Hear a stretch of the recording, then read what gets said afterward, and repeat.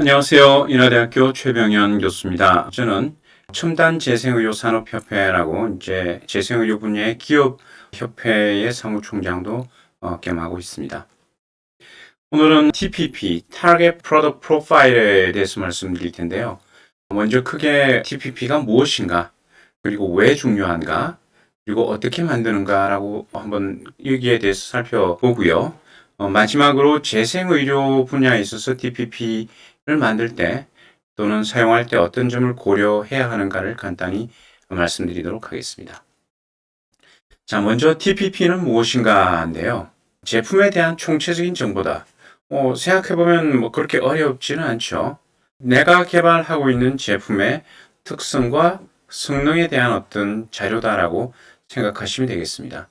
내가 개발하는 제품이니까 내가 제일 잘 알겠죠. 그리고 그걸 명확하게 우리가 표현할 수 있습니다. 그렇지만 그게 항상 옳은 것은 아니고요. 여기 이제 TPP가 가져야 될 몇 가지 중요한 어떤 요건들이 있는데, 첫 번째가 이제 pre-specified. 먼저 우리가 개발 전에 규명이 되어 있어야 된다. 다 개발하고 나서 이렇다라고 하는 게 아니고, 먼저 어떤 제품을 개발할 것인지 명확하게 규명해야 된다는 뜻입니다. 이 말은 우리가 실제로 신약 개발을 하다 보면 이게 쉽지 않죠. 실패 사례가 아주 많습니다. 즉, 목표점이 없이 그냥 개발하게 되면 산으로 갈 수도 있고, 실패 확률이 아주 높아지겠죠. 그런 실패 확률들을 줄이기 위해서는 우리가 뭘 개발하고 싶다 또는 개발해야 된다라고 하는 목표 제품의 특성에 대해서 먼저 잘 규명을 해야 된다라는 그런 의미고요. 그걸 우리가 TPP라고 하는 어떤 그런 것들을 통해서 우리가 표현한다라고 생각하시면 되겠습니다. 물론 TPP를 만든다고 해서 또 다 좋은 건 아니죠, 그죠? 제대로 만들어야 된다라고 하는 게 그게 어려움이 있습니다. 두 번째는 measurable 해야 된다.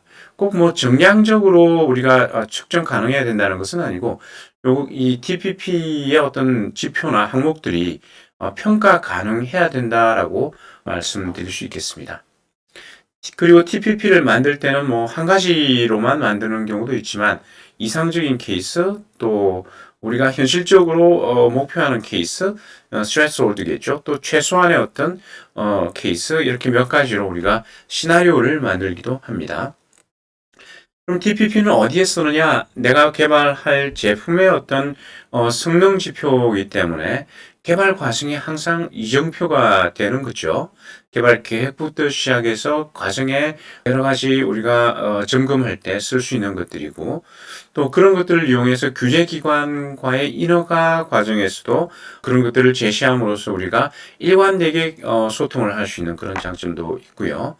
또 심지어는 이제 투자기관들한테 우리가 뭔가 우리 기술을 소개하고 장점을 얘기할 때 이런 TPP를 기반으로 우리가 얘기할 수 있다라고 생각할 수 있습니다. TPP의 역사를 잠깐 보시면 제일 처음 미국 FDA에서 먼저, 항상 미국 FDA는 이제 이런 신약 개발에 어떤 효율을 높이기 위해서 이런 작업들을 많이 하죠. 그래서 기업들과의 어떤 소통을 하는 데 있어서 기업들이 가지고 오는 자료들이 다 중구난방 다양하다 보니 일관된 어떤 자료들을 만들 수 있으면 좋겠다. 라는 그런 관점에서 이제 스타디를 시작했어요. 97년도에.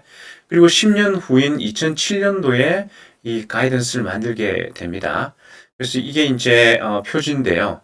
이렇게 타겟 프로덕트 프로파일을 만드는 어떤 그런 방법에 대한 가이드라인들을 제시하게 됐고요. 거기에 보시면 이제 indications and use, 적응점과 용법, 용량과 투여 경로, 제형과 함량, 금기사항, 워닝, 경고사항, 그 다음에 임상 어떤 양리, 또 안전성 이슈, 그 다음에 마지막에 이제 환자가 참조해야 될 정보까지 이러한 것들이 이제 TPP에 포함돼야 되겠다라고 제시를 하고 있습니다. 뒤에도 나오겠지만 아마 여러분들은 이제 약 사시면 약 안에 있는 그 레이블지, 첨부 용지가 있죠. 거기에 이제 남아있는 그런 안내 자료하고 거의 비슷합니다. 그래서 이러한 기본 정보들이 TPP에 포함돼야 된다라고 얘기하고 있습니다. 아마 약 개발해 보신 분들은 다 또 고민해 보신 사항들이라 이러한 내용들 자체가 아마 생소하거나 어렵지는 않으실 거라고 생각됩니다. 근데 TPP도 목적에 따라서 용도에 따라서 여러 가지 또 종류의 TPP로 우리가 얘기를 하고 있는데 이제 레이블링 타입 TPP라고 하는 것들이 이제 전통적으로 식약처와 논의를 하는데 사용하는 어떤 TPP 그런 것들이 이제 처음에 이제 많이 사용됐고요. 최근에 이제 ICH에서 이제 QBD라고 해서 설계 기반 제조 기술이라고 하는 제조 공정 기술에 포함돼서 QTPP, Quality Type TPP라고 하는 개념을 새로 만들었습니다. 이거는 이제 제조 공정과 품질 관리 차원에서 제품의 어떤 특성 요소들을 규명하는 그러니까 전체 이제 범용적인 TPP 안에서도 제품의 어떤 품질과 관련된 요소들만 뽑아서 만든 그런 TPP라고 말씀드릴 수 있겠고요. 이 QTPP를 만든 다음에 이걸로부터 시작해서 이제 제품의 어떤 품질 특성을 분석하고 그럼으로써 이제 Analytical Target Profile 그래서 제품의 어떤 품질 관리 기술을 개발하는 데 필요한 요소들을 뽑아내서 결국 이 품질 관리 기법들을 세팅하는 이러한 데 활용하는 그런 용도의 TPP도 있고요. 그렇습니다. 그럼 TPP는 어떻게 사용되느냐? 이게 이제 우리가 신약 개발 과정에서 제일 처음 TPP를 만들면 이걸 가지고 이제 규제 기관과 얘기도 하고 또 비임상 시험 기관하고도 얘기를 하죠. 근데 이 TPP가 한 번 만들고 나면 그대로 가는 게 아니죠. 한 번 목표를 정했다고 해서 그대로 가는 게 아니고 이 계속 이 개발 과정에 기술과 환경의 변화에 따라서 TPP를 계속 버전업을 시킵니다. 그래서 이 TPP는 이제 살아있는 이런 문서다라고 얘기를 많이 하고 있습니다. 그래서 지속적으로 TPP를 업그레이드 하면서 개발들을 진행해 나가는 이러한 이정표가 된다라고 얘기를 하고 있고요. 요건 아까 말씀드린 제품 사용 설명서에도 이제 마지막에 이제 우리가 제품 출시 시점에 이렇게 만들게 되죠. 이때도 TPP를 기반으로 만든다라는 얘기고요. 그 외에 아주 뭐 제품이 이제 TPP가 미국이나 유럽에서도 오래 전부터 사용되어 있지만 또 기업마다 TPP를 언제 만들고 언제 활용하고 하는 게 다 동일하지 않습니다. 그래서 일찍 만드는 그런 경우는 이제 아주 초기 단계부터 만들어서 이 연구개발, 제품개발 계획을 수립할 때부터 이 TPP를 활용하죠. 그 외에 이제 비임상, 임상개발 전략, 또 마케팅, 그 다음에 여러 가지 이제 개발 과정의 의사결정 의 어떤 지표로서 사용하기도 하고 투자자 소통 과정 또 내부적으로 우리 개발할 때도 회사 안에도 또는 그 학교의 경우에도 여러 분야의 이제 담당자들이 있죠. 근데 그 담당자들이 우리 생각하는 제품, 우리의 제품이고 잘 안다고 생각하지만 생각하는 제품의 어떤 최종 제품의 형태와 특성이 항상 똑같지는 않습니다. 이제 얘기해보면 서로 다른 생각을 하고 있는 경우도 있고요. 모르는 경우도 있고. 이럴 때 이제 TPP를 기반으로, 이런 우리가, 어떤 정보와 생각을 공유하는데 사용할 수 있다는 얘기고, 말씀드린 대로 이제 규제 당국과 어떤 소통에 사용할 수 있는 등 다양한 활용들을 가지고 있다라고 얘기를 하고 있습니다. 지금까지 TPP가 무엇인지에 대해서 간단히 말씀드렸고요. 그럼 왜 중요한가? 사실 앞에서도 큰 틀에서 말씀드렸지만 이 기술을 제품화하는 과정이 아주 상당히 복잡하고 지난하죠. 지난합니다. 어렵습니다. 실패 확률도 아주 높고요. 그리고 이런 실패가 기술 요인도 있지만 환경 요인, 자원 요인, 규제 요인, 다양한 요인들이 있죠. 투자가 안 돼서 어려운 경우도 있고요. 이러한 복잡한 제품 개발 과정에 뭔가 이정표가 있어야 된다라는 그런 내용이고 보통 특히 학교에서 기술을 먼저 개발하셔가지고 제품을 개발하시는 분들은 최종 제품에 대해서 생각을 안 하시고 내 기술이 할 수 있는 그리고 내 기술이 갈 수 있는 이런 방향으로 이렇게 개발하시다가 나중에 가보니까 그 제품이 시장성도 없다든지 효능이 제대로 안 나온다든지 다 만들어 놨는데 여러 가지 예상치 못한 허들들이 발생하는 경우들이 많습니다. 실제로 그게 현실이죠. 쉽게 생각하시면 그걸 극복하기 위해서 현재 내 기술만 보지 말고 최종 제품의 형태를 한번 디자인해 보자라는 게 TPP고요. 이 TPP를 만든다는 것 자체가 중요한 게 아니고 그 TPP가 과연 최종적으로 시장에서 성공할 수 있겠느냐, 또 원하는 어떤 치료 효능을 가질 수 있겠느냐를 사실 평가하고 그런 것들을 달성할 수 있는 제대로 된 TPP를 만드는 게 중요하다는 겁니다. 그래서 TPP 자체가 중요하다기보다는 TPP를 어떻게 만들고 그걸 어떻게 활용하느냐가 사실은 더 중요하다고 생각할 수 있겠습니다. 아무런 TPP나 만든다고 생각하시면 내가 알고 있는 내 기술과 제품에 대해서 만들면 되겠죠. 그렇지만 그게 다가 아니다라는 말씀이죠. 그래서 이러한 TPP의 개념에서는 기본적으로 기술 제품화를 할 때 우리가 뭘 중심으로 봐야 될 것이냐라는 그런 관점이 아주 중요한데요. 흔히 이제 연구 개발하시는 분들은 기술을 조사하고 발굴해서 이걸 가지고 특허가 필요하다는 건 아시니까 특허를 어떻게 내지 해서 특허까지 내세요. 그거 가지고 시장 진입을 제품 개발해서 열심히 하다 보면 시장에서 실패하는 케이스가 앞에서 말씀드렸다시피 많죠. 특허가 중요하다고 아시는 분들은 특허를 먼저 분석해가지고 특허가 될 수 있는 기술을 개발해서 가시는 분들도 있지만 최종 시장을 생각 안 하고 가시다 보면 실패하는 경우가 많습니다. 결국 제대로 된 어떤 제품 개발은 시장으로부터 시작해야 된다. 즉 시장 조사를 먼저 하고 시장에서 성공할 수 있는 제품을 우리가 디자인한 다음에 그 제품을 구현할 수 있는 기술과 특허를 설계하는 이런 식으로 가시는 게 제대로 된 어떤 기술 개발 전략이다. 그래서 시장에 발판한 어떤 제품과 기술 개발, 그게 이제 TPP의 진정한 개념이 되겠습니다. 그래서 정리하자면 연구 개발의 관점은 목표 지향적이어야 된다. 그래서 계획 중심적이고 전략 기반적이고 융합 사고적이어야 한다라는 그런 말씀을 드리고 싶습니다. 의약품 분야에서 기술 제품 개발에 실패 사례는 너무나 많죠. 대표적인 케이스 두 가지만 여기 가지고 왔는데요. 엑주베라라고 하는 이 당뇨 치료제입니다. 인슐린, 지금 현재는 인슐린을 주사로 맞죠. 근데 이제 냉장 보관해야 되고 주사기로 찔러야 되고 여러 가지 이제 제한점이 있습니다. 그래서 화이자에서 이 분말, 인슐린 분말을 집어넣은 이런 장치를 만들었어요. 그래서 이건 호흡기로 이렇게 흡입해서 집어넣으면 몸 안으로 들어가서 작동하는. 이렇게 보면 주사보다 훨씬 쉽죠. 그럼에도 불구하고 이게 시장에서 결국 실패를 했습니다. 생각보다 환자 편의성이 높지 않았던 것들도 있고요. 그 다음에 이 기업에서 그래서 그런지 이제 환자에 대한 어떤 마케팅 같은 것들이 사실 잘 이루어지지 않았다라고 그래요.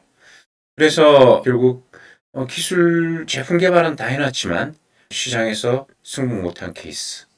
그 다음에 유전질환 치료제입니다. 유전자 치료제인데요. 2012년도에 글라이베라라고 하는 제품이고요. 유니큐어라고 하는 회사에서 이제 2012년도에 유럽에서 출시를 했는데 아주 가격이 1.3 밀리언 달러예요. 엄청나게 비싸죠. 우리 돈으로 14억, 5억, 6억 정도 되나요? 너무 고가고 희귀 질환이다 보니까 환자가 별로 없었던 거죠. 그러다 보니까 12년도 출시 이후에 17년도에 허가 갱신을 해야 되는데 기업에서 그냥 포기를 했어요. 저 비싼 돈을 들여서 개발하고 다 했는데 결국 얼마 팔지도 못하고 실패한 케이스가 되는 거죠. 물론 회사는 망하진 않았습니다. 망하지 않고 새로운 제품들을 개발하고 있지만 이 제품의 관점에서는 완전 실패한 그런 케이스죠. 그래서 우리가 제품을 개발할 때 과학적, 임상적 우수성도 중요하고 당연히 있어야 되겠죠. 이게 안 되면 보장이 안 되면 안 됩니다. 하지만 이것만 가지고 안 된다. 안전성, 이미 시장에 출시됐다가 예상치 못한 안전성 이슈가 생겨서 시장에서 퇴출된 신약들이 이미 여러 개가 있죠. 이미. 그다음에 환자의 어떤 수능도, 환자 편의성 같은 것들도 생각해야 되고요. 또 가격이 너무 높은 것들은 기술도 있고 효능도 있지만 시장에서 성공 못하는 그런 제품은 기업 관점에서는 사실 개발 안 하는 게 나았을 수도 있습니다. 이런 여러 가지 것들을 종합적으로 판단을 해야 된다는 것이죠. 기술만 가지고 시작해서는 안 된다라는 얘기가 되겠습니다. 그래서 뭐 진부한 얘기고 이미 잘 알려진 얘기지만 start with the end in mind. 이 end가 결국 시장이 되겠습니다. R&D 코칭, Label Driven Question Based라고 얘기했는데 앞에 말씀드린 뭐 그런 내용이고요. 결국 이런 성공적인 제품 개발을 하려면 Unmet Clinical Needs를 분명하게 파악하고 표준 치료법 또는 경쟁 제품 대비 어떤 우위성에 있는 것들을 기술을 발굴하고 그리고 이 대상 기술과 제품의 명확한 속성을 규명해서 이 속성이 시장에서 성공할 수 있는지 이 성공 요소를 도출하고 이 TPP를 기반으로 계획을 수립하고 제품을 개발해야 된다라는 그런 얘기를 하고 있고요. 그래서 TPP라고 하는 것은 제품 성공을 위한 이정표가 되고 잘못된 TPP는 바로 제품 실패 요소가 된다, 원인이 된다라고 말씀드릴 수 있겠습니다. 그래서 이 TPP 기반 제품 개발의 전략적 중요성을 어떻게 얘기하느냐? 요 왼쪽 그 도식에서 보시면 오렌지색이 스폰서 기업이 되겠죠. 기업 입장에서는 이런 다양한 어떤 제품 요소들을 우리가 결정을 하게 되는데 이런 것들이 시장 관점에서는 이제 언맨 니즈에 부합해야 되고 어떤 경쟁력이 있어야 되고 특허도 낼 수 있어야 되고 그리고 이러한 것들이 현재가 아니고 출시 시점에 어떤 시장을 예측할 수 있어야 된다는 것이고 이제 투자자 관점에서는 투자자는 벤처 캐피털일 수도 있고요. 보험회사일 수도 있고 뭐 다양합니다. 그래서 이러한 돈을 투자하고 보험급여를 줄 수 있는 어떤 가치를 창출할 수 있어야 된다. 이러한 것들이 이런 TPP에 담겨 있어야 된다라고 얘기하고 있습니다.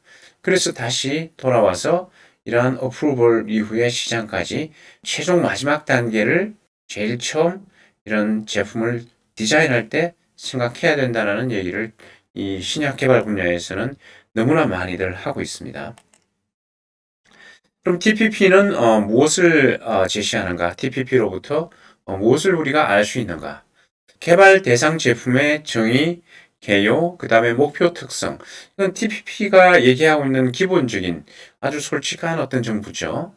그렇지만 이 정보에는 무엇이 담겨 있고 무엇이 제대로 담겨 있어야 되느냐. 제품의 성능, 효능, 안전성 증명을 위해서 무엇을 해야 되는지를 우리가 TPP로부터 제대로 유추할 수 있어야 되고요.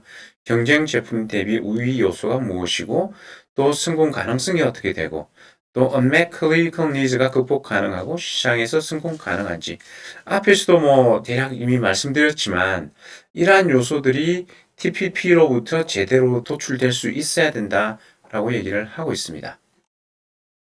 TPP가 그래서 제시하고 있는 핵심 가치는 R&D, 그 다음에 customer, 소비자, 그 다음에 시장에 대한 어떤 가치를 제공할 수 있는 TPP가 진정한 제대로 된 TPP다라고 얘기를 할 수 있습니다.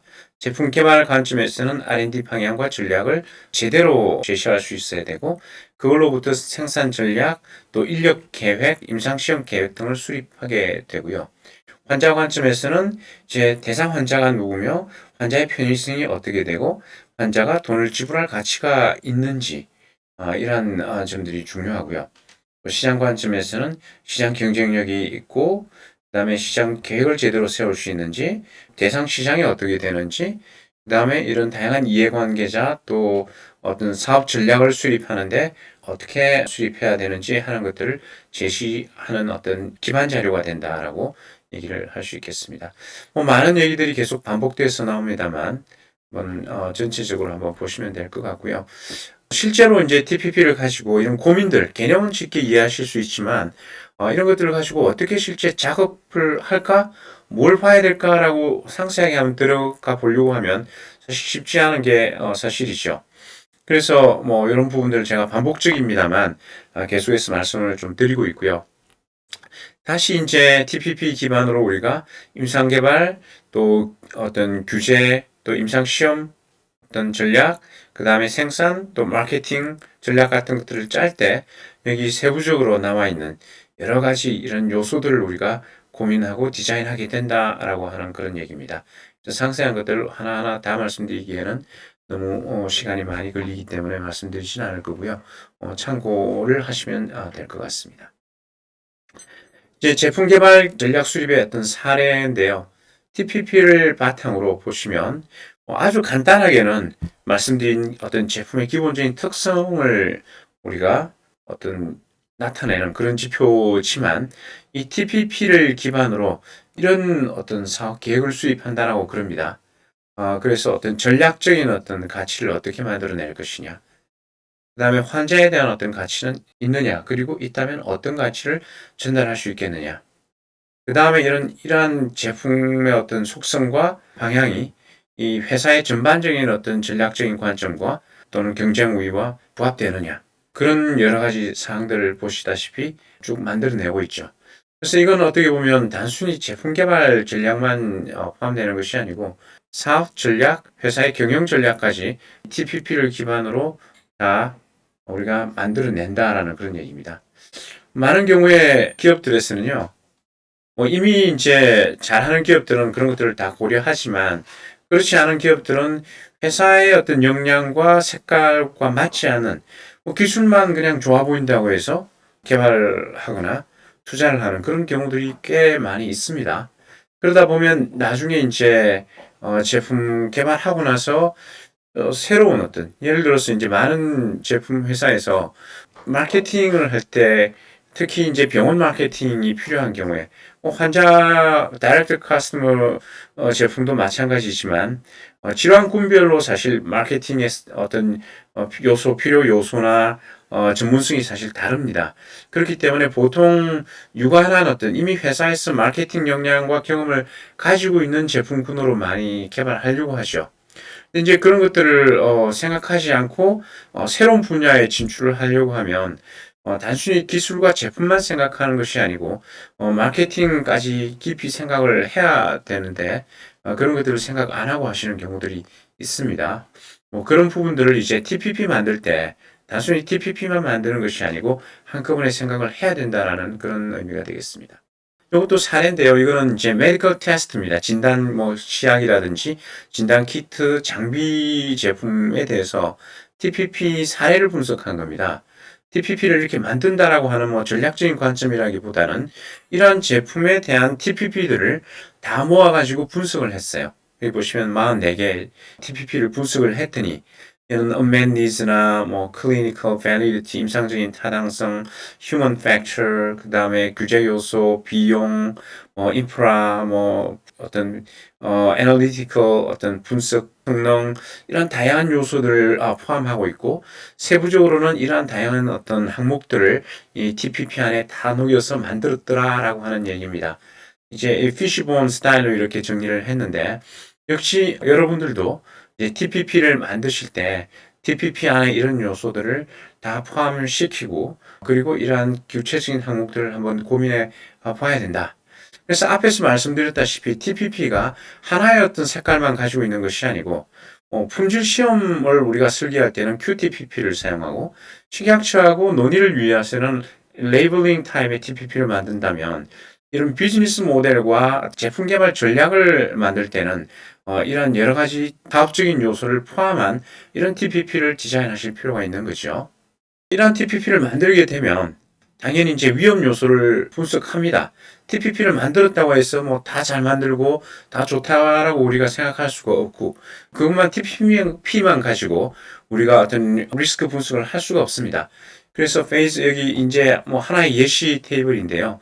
페이즈 1, 2, 3 이런 식으로 이제 나눠 가지고 이 페이즈마다 어떤 임팩트가 어떤지 또 어떤 리스크가 있는지 리스크의 어떤 발생 가능성과 실질적인 어떤 리스크 요소 그리고 그런 것들을 해결할 어떤 대응 방안들을 이렇게 쭉 정리하는 테이블들을 만들어서 앞에서 말씀드렸다시피 문제가 발생했을 때 대응하는 것이 아니고 미리 이런 것들을 사전에 다 기획하고 고민하고 준비한다는 겁니다.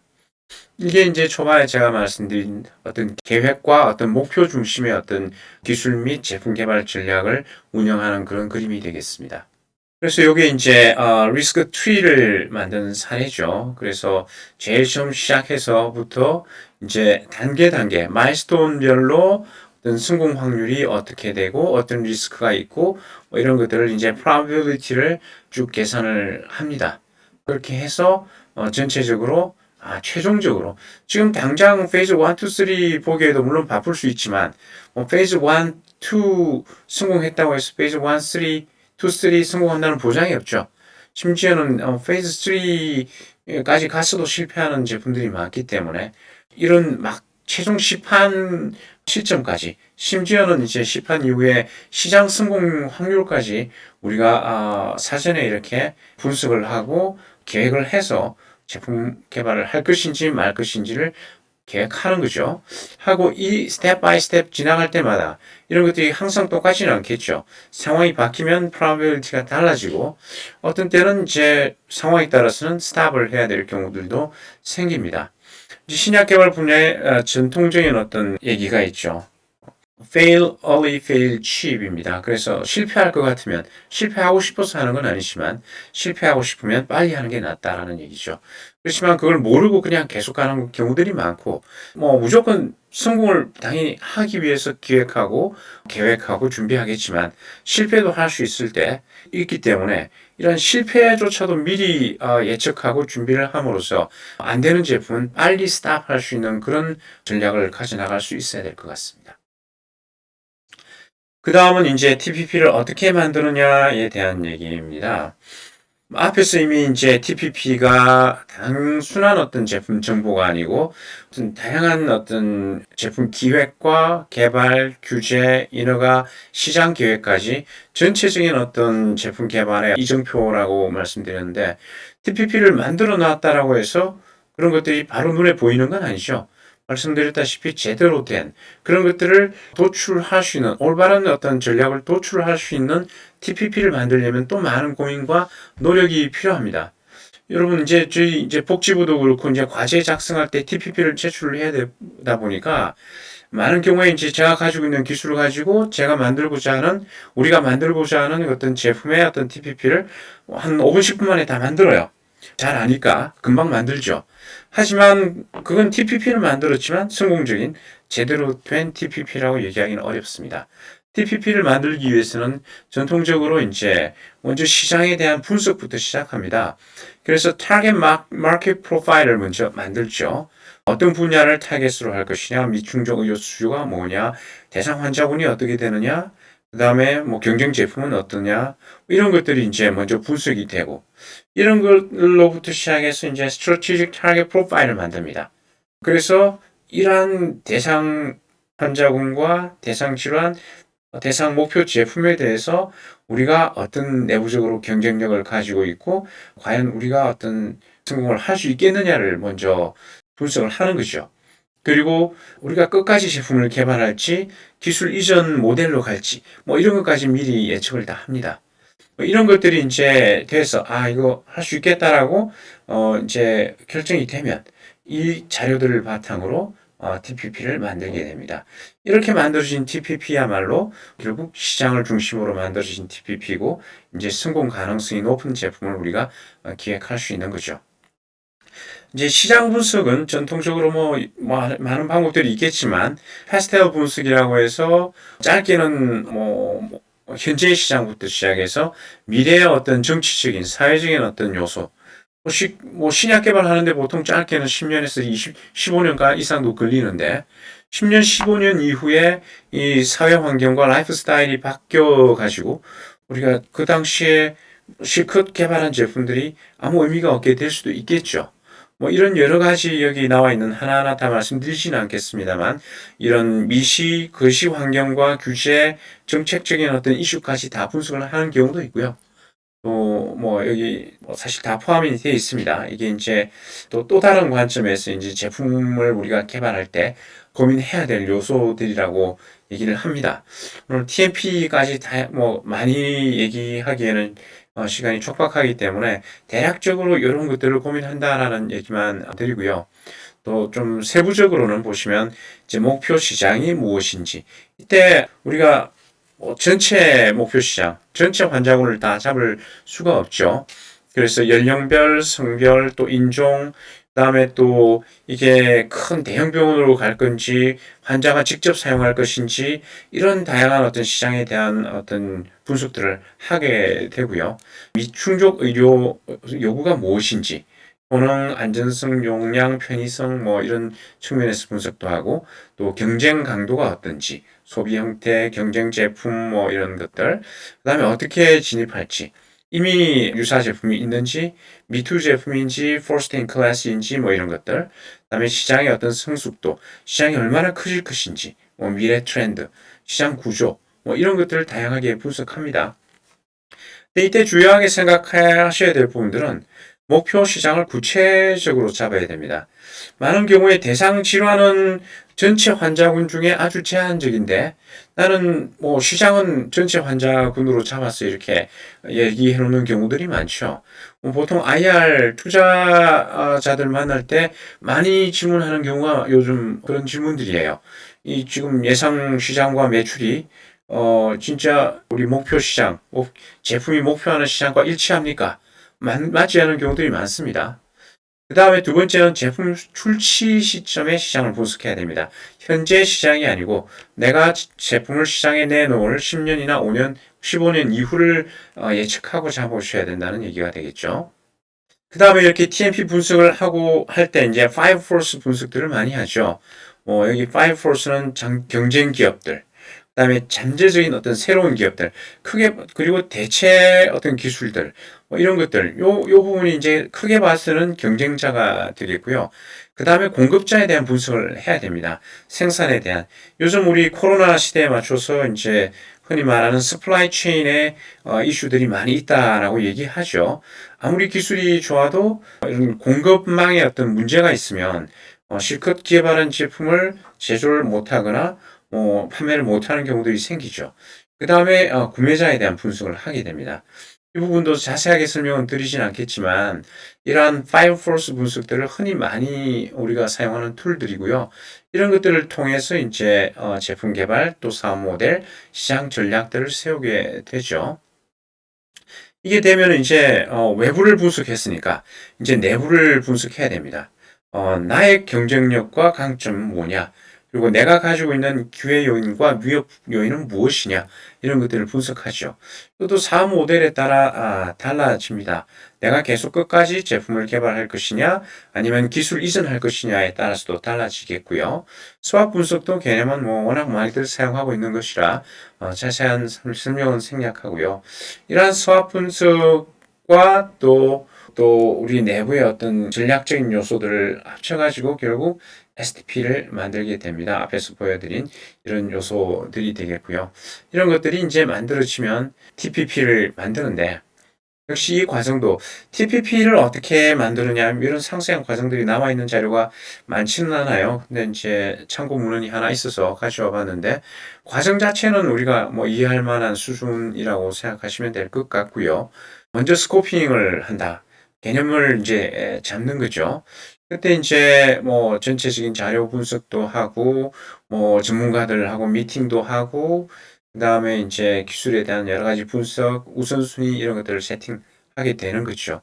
그리고 초안들을 만들고 이 초안을 만든 다음에 역시 이 초안들을 또 한번 다양한 관점에서 내부, 외부 논의를 거쳐서 이 컨센서스를 만들어으로써 최종적인 TPP를 만들어 나가는 과정을 거치게 된다. 이렇게 보시면 자세한 것들은 이해할 만한 수준이기도 하면서 또 디테일한 것들을 다 말씀드리긴 어려운데 우리가 생각하는 만큼 앉아서 뚝딱 만드는 TPP는 아니라는 거죠. 그래서 상당히 많은 노력과 공을 들이고 숙고하고 개정하는 그런 과정을 거치게 된다라고 생각하시면 되겠습니다. 이때 이제 TPP를 만들 때 고민해야 될 체크리스트. 앞에서 우리가 이제 TPP를 가지고 뭘 할 수 있느냐라고 할 때 고민했던 것들을 사실 다 포함하고 있습니다. 당연히 그러한 것들을 우리가 TPP를 가지고 그러한 여러 가지 활용도를 우리가 고민한다면 그 역으로 TPP를 만들 때 이미 그러한 활용도들에 대한 고려사항들이 들어가 있어야 된다라는 그러한 얘기가 되겠죠. 그래서 하나하나 역시 다 말씀드리기는 너무 많고요. 몇 가지 말씀드리고 싶은 거는 이제 diagnostic criteria, 진단에 대한 어떤 부분도 질환에 대해서 생각을 해야 된다는 것이고, 또 preliminary clinical plan을 가지고 있느냐, 임상시험에 대한 어떤 전략들, 그 다음에 safety profile이나 drug interaction 같은 것들을 미리 고민을 해야 돼서 넘겨야 되고, 포함시켜야 되고, endpoint도 당연히 집어넣어야 된다. 이런 것들을 이제 TPP, 제품 관점에서 임상에 대한 고민들을 해야 된다는 것들, 그리고 여기 오렌지색으로 들어와 있는 것들은 이제 제조에 대한 부분들에 대한 고민들을 같이 가지고 있어야 된다. 그리고 이제 인터내셔널에 대한 부분, 저 국외 진출을 우리가 목표로 하고 있다면 국외에 대한 부분도 가능하다면 같이 고민을 하는 게 좋겠다는 얘기가 되겠죠. 그 다음 이 슬라이드는 이제 질환 프로파일링에 대한 어떤 고려 사항들입니다. 역시 이제 질환의 패소피지올로지부터 시작해서 그 다음에 질환도 이제 뭐 질환이 가만히 있는 게 아니죠, 그죠? 질환이 계속 진행이 되는데 어떤 단계에 어떤 상태의 질환을 우리가 타겟으로 할 것인가도 규명을 미리 해야 된다라는 생각이 듭니다. 많은 경우에 이제 그런 것들을 안 하고 들어갔다가 나중에 대상 질환을 수정해서 이제 임상시험을 새로 하는 경우들이 많이 생기죠. 물론 100% 예측하기는 어렵지만 고민을 조차 안 하고 들어가는 건 곤란하다라는 얘기가 되겠습니다. 그 다음에 질환들이 이제 다양한 질환군을 포함할 때는 구체적으로 어떤 질환을 대상으로 할 것인지 제가 아까 말씀드린 목표 어떤 환자군을 명확하게 잡아야 된다라고 하는 그런 얘기하고 연결되어 있고요. 그 다음에 여기는 이제 What is the event rate? 그래서 얼마나 이제 빈도율이 높으냐 그런 것도 고민해야 된다는 것이고 그 다음 여기 오렌지색으로 되어 있는 것들은 다 unmet needs에 또 엔드포인트에 대한 얘기들입니다. 그래서 엔드포인트를 어떻게 설정하고 어떻게 볼 수 있고 그게 타당한지 뭐 이런 것들이 사실 아주 중요한 요소다라고 하고 있습니다. 결국 엔드포인트가 임상시험 디자인에서 또 효능을 평가하는데 아주 중요하기 때문에 엔드포인트에 대한 고민들을 많이 하셔야 된다는 얘기가 되겠습니다.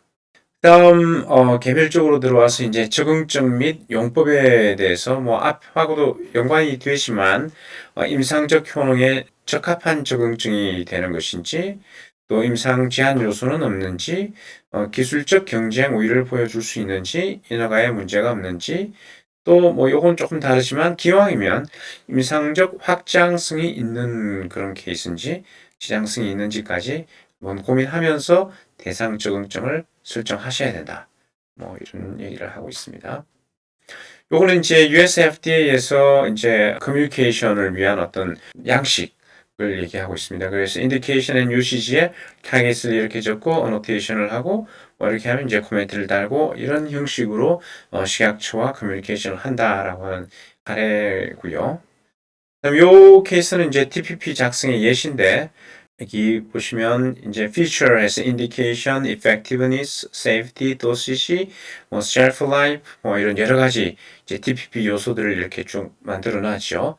거기에 대해서 이제 우리가 목표로 하는 어떤 TPP의 어떤 성능을 이렇게 쭉 적어 놨습니다. 적어 놓고 오른쪽은 이제 예상되는 프로파일입니다. 이게 이제 두 번째 칼럼이 이제 우리가 희망하는 어떤 목표 성능이라면 이건 아마 현실적으로 예상되는 어떤 성능이 될 수 있겠고요. 뭐 이걸 두 가지로 할 수도 있고 다음에 나옵니다면 뭐 세 가지로 할 수도 있고 그렇습니다.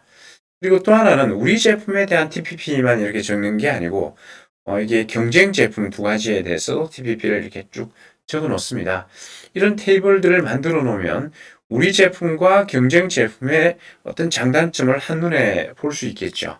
그래서 어떤 점을 보완해야 되고 어떤 방향으로 개발을 해야 될지 하는 것들을 우리가 이해할 수 있게 되는 거죠. 이건 이제 세이프티와 에피커시에 대한 여러 가지 이제 세이프티 지표들이 이제 있습니다. 임상 세이프티, 비임상 세이프티, 드럭 인터랙션, 뭐 주의사항, 뭐 금기사항, 뭐 이런 것들 있고요. 여기도 이제 이상적인 TPP, 목표 TPP, 최소한의 어떤 TPP, 뭐 이런 식으로 이제 프로파일들을 만들게 됩니다. 일단 예시로 보여드리는 것이고, 이제 여기까지 이제 TPP를 어떻게 만드는지 또 어떤 식으로 만드는지 하는 것들을 간단히 말씀드렸고, 이제 재생의료 고려사항입니다. 뭐 흔히 이제 많이 또 재생의료 기술 관련해서 알고 있는 얘기지만, TPP를 만들 때 재생의료 제품을 어떻게 만들 것인지 하나하나를 설명드리기는 사실 어렵습니다. 그렇지만 이제 큰 틀에서 말씀드리면 기존 치료제 대비 재생의료, 세포 유전자 치료제는 이러한 기술적인 차별성을 가지고 있다. 그렇기 때문에 앞에서 말씀드린 그런 TPP를 만들 때 이러한 차별성이 뚜렷이 포함될 수 있도록 TPP를 만들어야 된다라고 말씀을 드릴 수 있겠고요. 그렇기 때문에 재생의료 제품은 위와 같은 어떤 기술적 차별성 때문에 연구, 개발, 또 인허가, 또 시장에서 다양한 어떤 고려 사항들이 있는데 기술의 혁신뿐만이 아니고 규제 혁신, 또 생산, 보험 이러한 데 대한 어떤 새로운 컨셉들이 필요하다라고 많이 얘기를 하고 있습니다. 그리고 이제 이 슬라이드에서 말씀드리고자 하는 것들은 이러한 요소들이 TPP를 만들 때 포함이 되어 있어야 된다는 말씀을 드리고 싶고요. 또 하나는 이제 규제 환경이 바뀌었다. 첨단 재생 바이오법이 만들어졌기 때문에 이제 임상 연구와 상업용 임상이 새로운 규제에 의해서 이제 진행이 되겠죠. 그렇기 때문에 이 규제 관계들, 특히 이제 허가용 임상에서는 맞춤형 조건부 허가, 장기 추적 조사를 해야 되기 때문에 이런 것들을 이제 시장 출시 이후에 우리가 또 고민을 해야 되는. 그다음에 인체세포 관리업 등을 통해서 인체 조직을 처음에 받을 때부터 철저한 관리를 들어가야 된다. 이러한 것들이 또 TPP에 다 포함이 돼 있어야 된다라는 말씀을 드리고 싶고요. 이제 중간엽줄기 세포의 사례에서 보시면 이제 뭐 이미 많이 알려져 있는데 이 장기 배양 또 대량 생산에 따라서 치료 효능이 바뀌는 경우들이 많이 있어 왔습니다. 그래서 초기 비임상이나 초기 임상에서는 효과가 있었다가 임상 2상, 3상 가면서 효과가 제대로 안 나타나서 실패한 케이스들이 적지 않게 보고가 되고요. 예측이 쉽지는 않지만 그런 부분들에 대한 사실 예측을 하지 않으면 결국 뭐 우리가 현재 만든 TPP가 사실 임상 효능을 보장하지 못하는 TPP가 될 수밖에 없는 거죠. 그래서 그런 부분들을 충분히 고려하셔야 된다라는. 그래서 작용 기전이 불명하다 보니까 특성이나 역가 설정이 어렵고 이런 것들이 결국 제대로 TPP에 반영되기 어렵다라는 얘기가 되겠습니다. 오자이리스 사업, 지금 현재 메조플라스트로 넘어갔는데 여러 가지 임상 시험들을 오래 했지만 GVHD에 대해서는 이제 환자군을 바꿔서 소아 환자의 대상으로 처음에는 전체 환자를 대상으로 했다가 바꿔서 이제 임상 시험까지 했음에도 불구하고 아직까지 미국에서는 허가를 받지 못하고 있는 이런 것들이 이제 대상 환자군 설정을 처음부터 잘못한 케이스가 될 수 있겠죠. 재생의료는 워낙 불확실성이 많고 경험이 적기 때문에 이러한 것들을 초기부터 정확하게 예측한다는 건 사실 어렵습니다. 하지만 이러한 부분들을 고려하고 예측해야 된다. 이런 것들은 알고 거기에 맞춰서 TPP를 만드셔야 될 것 같고요. 또 하나는 US FDA에서 발표한 두 편의 논문인데요. 중간엽줄기 세포를 가지고 수행한 임상 연구 케이스를 쭉 스타디를 다시 분석을 해봤더니 이 임상 연구의 어떤 오류가 너무 많다. 그 다음에 사용된 세포가 너무 다양하다. 뭐 이런 얘기들을 하고 있습니다. 그렇다 보니까 이 동일 지표를 만들었다고 해서 다 동일한 세포가 아니다. 즉 우리가 TPP를 만들 때 그런 것들이 과연 다른 제품들과 동일한가? 비교하기가 어렵다는 얘기가 되겠죠. 또 그럼으로써 이제 이러한 임상시험 결과들이 우리 제품의 어떤 참조 자료로 사용될 수 있겠느냐. 이러한 고민들이 이제 TPP 만들 때 고민을 하셔야 될 부분일 것 같고요. 이런 것들은 이제 기술하고도 관련이 있는데 TPP를 하는 건 아까도 말씀드렸다시피 정해진 제품에 대해서 우리가 그냥 그거의 어떤 특성을 정리하는 게 아니고 올바른 제품을 개발하기 위해서 TPP를 그 특성을 어떻게 만들어야 될지를 고민하는 게 TPP입니다. 그렇죠? 그러다 보면 이제 우리가 시장 성공을 보장할 수 있는 어떤 제품 특성을 디자인할 때 다양한 제품의 형태를 고민하게 되는 거고 이제 이 제품은 크리스프라고 하는 유전자 편집 기술을 전달할 때 카스9 단백질을 집어넣는 것이 아니고 카스9 mRNA를 가이드 RNA와 함께 나노 파티클에 집어넣어서 전달하는 방법을 썼습니다. 그래서 최종 제품은 단백질이 아니고 DNA가 되는 거고 이게 나노 파티클에 포함된 어떤 제형을 갖게 되는 거죠. 그래서 이 회사에서는 이 크리스퍼 기술을 이런 제형으로 개발하겠다라고 TPP를 설정했다라고 볼 수가 있겠습니다. 오른쪽 바이어 사이트는 배아줄기 세포로부터 아일렛 세포를 만들어서 당뇨를 치료하기 위한 제품을 이렇게 개발했는데요. 동종 세포다 보니까 면역 거부 반응이 일어나죠. 그렇다 보니까 이걸 보호하기 위해서 세포를 이런 파우치 안에 집어넣습니다. 근데 첫 번째 임상 시험했을 때는 파우치가 혈관하고 이제 소통이 안 되다 보니까 다 막히고 제대로 효과가 안 나는 그런 현상이 생겼어요. 그래서 한번 임상을 실패하고 이 회사는 전략을 바꿔가지고 두 가지를 바꿨는데 첫 번째는 머추어한 아일렛 세포를 사용하는 것이 아니고 판크레아틱 프라제니터 세포, 전구 세포를 사용하는 기술로 바꾸고 또 이런 파우치의 어떤 형태를 혈관은 침투할 수 있는 형태로 바꿔서 임상 시험을 새로 해서 지금은 상당히 좋은 결과를 얻고 있다라고 합니다. 결국 제품을 디자인할 때 TPP 설정을 이렇게 개선된 형태로 했으면 좋았을 텐데 처음에 이걸 못했던 그런 케이스가 되는 거죠. 그래서 TPP 설정을 할 때 이런 부분들을 충분히 고려해서 하셔야 된다는 얘기가 되겠고요. 연골 질환을 예로서 말씀드리다 보면은 연골 결손 또는 골관절염을 우리가 대상으로 할 수 있는데 대상 질환군을 어떻게 할 것이냐도 이제 고민을 해야 되지만 치료제도 재생 의료도 많죠. 세포 치료제, 유전자 치료제, 조직공학 치료제 다양하게 우리가 고민을 할 수 있겠습니다. 그렇지만 어떤 제품이 가장 효능이 높고 경쟁력이 높고 성공 가능할 것이냐라고 하는 것들을 미리 우리가 고민을 할 수 있겠습니다. 이게 이제 TPP를 만들 때 시작 시점이다라고 말씀을 드리고 싶고요.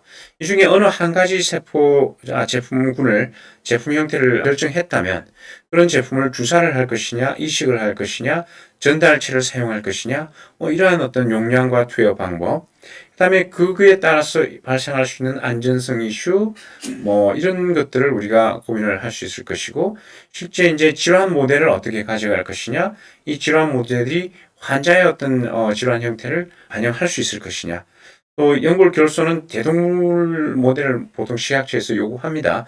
이거에 대해서도 미리 알고 있어야 될 것이고, 또 이 제품에 따라서 대조군을 어떻게 설정할 것이냐에 대해서도 이제 알고 있어야 되고, 경쟁 제품, 가격 경쟁력, 이런 것들의 전반적인 것들을 우리가 제품 기획할 때 처음에 다 생각해야 된다는 얘기가 되겠습니다.